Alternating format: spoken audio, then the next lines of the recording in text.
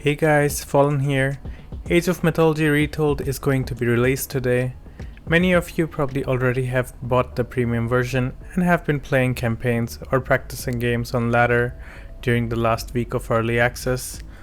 For those who are still contemplating if you should try or not, in this video I would like to discuss 5 reasons why I think this is a game we should all be hyped about and should at least give it a try.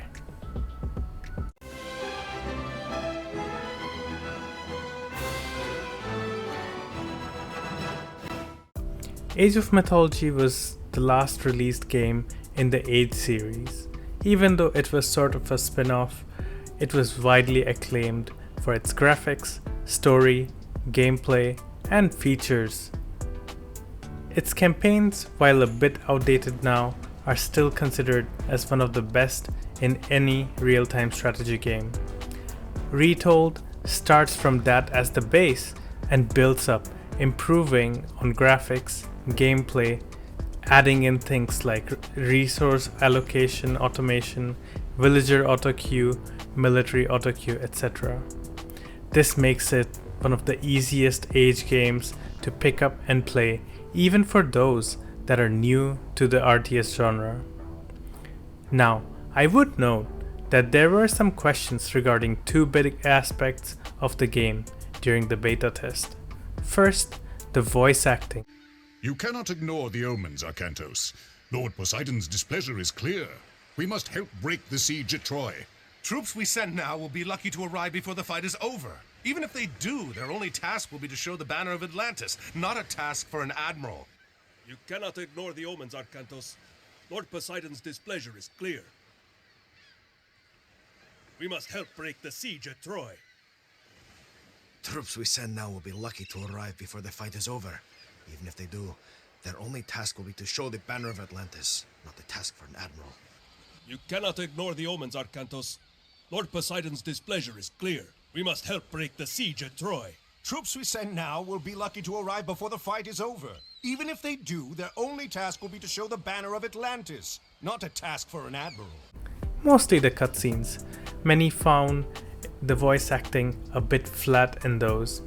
And within less than a month though, much of that has been updated already, including the main protagonist of the campaign, Arcantos, whose original voice actor was brought back to redo the voiceover.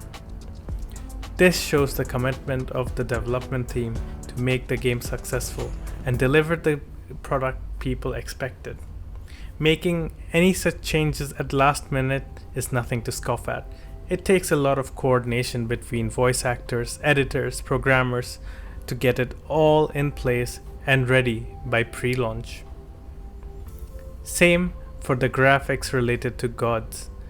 These portraits were questioned by a lot of people in the beta version because they felt very AI generated. Now, I would not go calling if that's how it was done, but what I felt was there was a general negativity towards those portraits. And yet again, they took the criticism and they have managed to overhaul the god portraits and improve on these. With this, I feel like Age of Mythology has set a gold standard on how to plan retelling of a classic. They kept the core game ideas, they expanded on those, they worked with the community to plan and even considering feedback from a larger audience, in this case the beta test, and they've tried their best to fix those issues until the release. The game will release on Xbox at the same time as the PC version, and with crossplay enabled so that you can try the game alongside your friends and family that don't really play games on PC. There are also many quality of life features that make it easier to start for newcomers to an RTS, like farm placement automation, auto scouting, villager auto queue, and military auto queue, and so on. Yes, in pro scene there are some voices against automation of everything, but in general, it is great for making the game more accessible helping grow the Age of Mythology community. The developers have added voice chat, which should be great for team games. There's an editor with all the tools you would need to create your own maps, your own custom scenarios, along with cutscenes. This is something I'm looking forward to, as the community will probably make a lot more new maps than what is currently available. There is also socials like clans being added, and you will be able to check the players that you played against last in case you had a great game, or if you had a bad game and you want to report them. This easily makes it the easiest Age game to pick up and play, even for those that are new to real-time strategy genre. If you have played or if you follow other Age games, you know that sometimes the games can get very drawn out. So much so that a single 1v1 match could take an hour or two, not to mention team games that have lasted days. For many of the younger players that are used to fast-paced, flashy games, this is one of the biggest hurdles to picking up an RTS game. Nobody likes a game where a match is dragging on for eons. For some people, it's also a deal breaker when you don't have 60 minutes to finish a long drawn-out game on most evenings. However, this is not a problem in Age of Mythology Retold due to the following reasons. The resource collection rates are 2 to 3 times faster than that of any other Age game, and the villager creation time has also been slashed to 15 seconds from the standard 25. Houses support more population. Technologies are quite cheap when compared to the resource collection rates. All in all, this makes development of initial stages of the game way faster, and we see very fast advance times and faster access to more and more game-ending abilities and technologies. Secondly, the god powers can be recast now, even though it is at a steep cost. In the initial Age of Mythology game, god powers were single use only, so if your timing was wrong, and let's say your opponent didn't get his timing correct either, those powers couldn't be used again, and that led to certain situations where you had a very stalematey game. Now though, you can build up favor, cast it again after a certain cooldown with high favor cost, but there is this potential to close out a long game, and it doesn't drag on as long as it used to in the previous version. In case that is not enough, and somehow you have both lost your titans, though I have no idea how that might happen, and the game is still very even, there is a new age called the Wonder Age, where you have reduced cost of god powers and you're allowed to make even more titan gates. So there is a super crazy endgame possible now, and I wouldn't be surprised if someone makes a custom map just to experience these Wonder Age and seemingly infinite god power usages.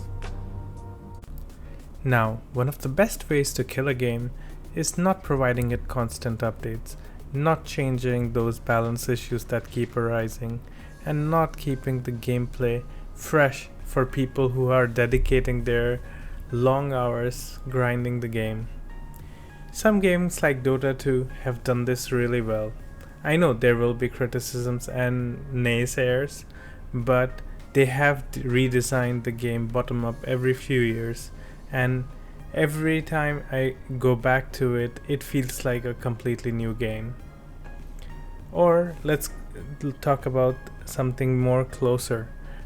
AoE 2DE, which has had a huge success in the last 5 years, has benefited from this development team being constantly on their heels in updating any problems that arise and bringing up new concepts, new ideas to the game, even if they got inspired from other RTS games.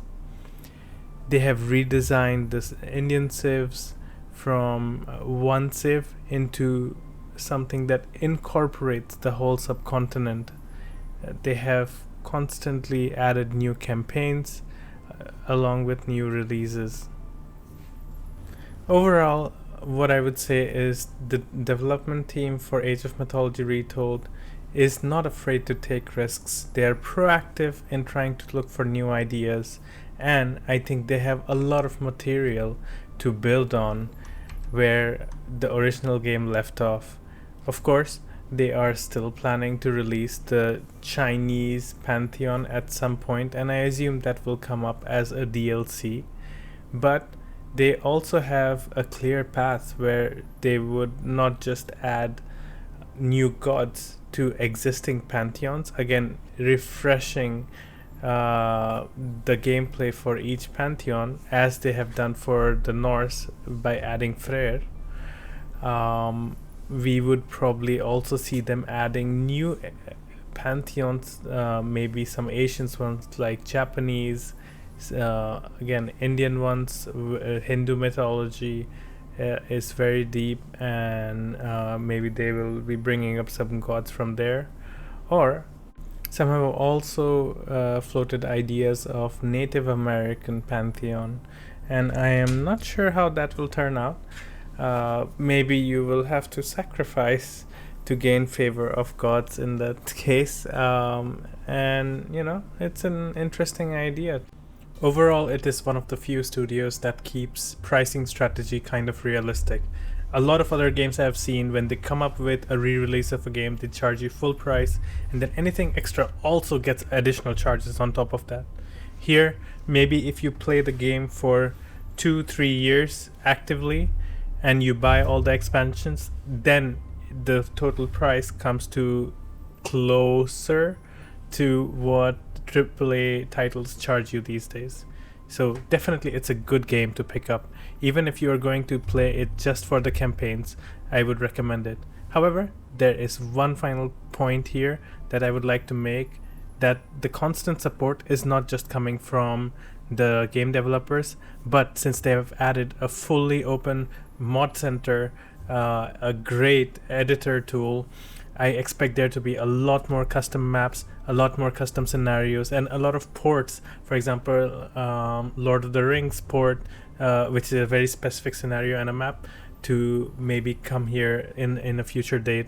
And many people do like to go creative and make some very fun scenarios. For example, in AoE 2, last year I was playing a lot of 10x mod, which would increase the benefits you get from technologies to by 10 times, and then in that crazy balance scenario you're trying to play in a 4v4 game, and that was a lot of fun, even though I had stopped playing on ladder last year on AoE 2. So I expect the same here, and I expect it to be fun for a long time yet. As the fifth and last point, I would like to talk about how Age of Mythology does not exist as a standalone experience. A lot of the myths, stories that are present in this game are some things we have already witnessed in shows like Chaos, Hercules. You may have seen some of these in a web novel called Omniscient Reader's Viewpoint, or anime such as Record of Ragnarok. Overall, my opinion is that all these media sources add on to each other, and they enhance your experience, your feel for these mythologies, these heroes, and these gods. Also, there is something very satisfying when using god powers like Lightning Bolt of Zeus, Meteor, Eclipse with Anubites, which you may have seen in movies, but having access to it at your fingertips, being able to control them and destroy your enemies, it just adds that much more flavor to this experience.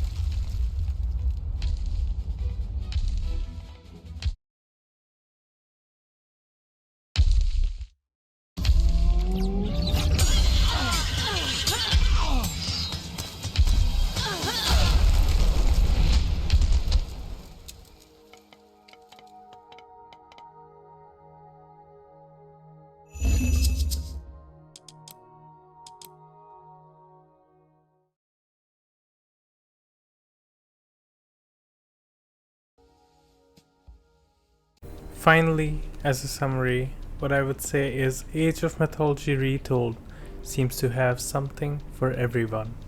And if you're one of those people who did not experience it the first time around, I would recommend you to give it a try now.